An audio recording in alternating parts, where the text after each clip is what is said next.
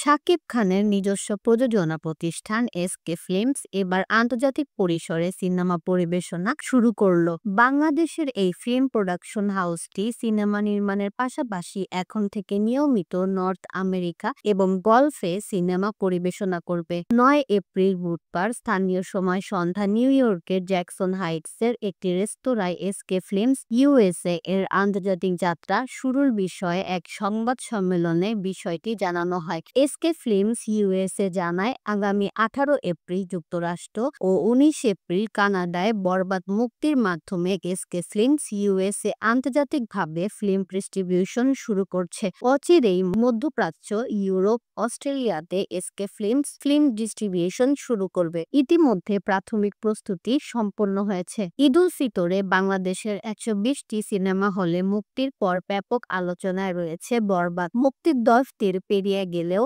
এখনো দর্শকদের এ সিনেমা নিয়ে আগ্রহ কমেনি। সিনেপ্লেক্স, মাল্টিপ্লেক্স থেকে সিঙ্গেল স্ক্রিন হাউসফুল যাচ্ছে। বাংলাদেশের দর্শকদের বরবাদ দেখে সেই উল্লাস আগ্রহ বাড়িয়েছে যুক্তরাষ্ট্র ও কানাডার প্রবাসী বাঙালিদের।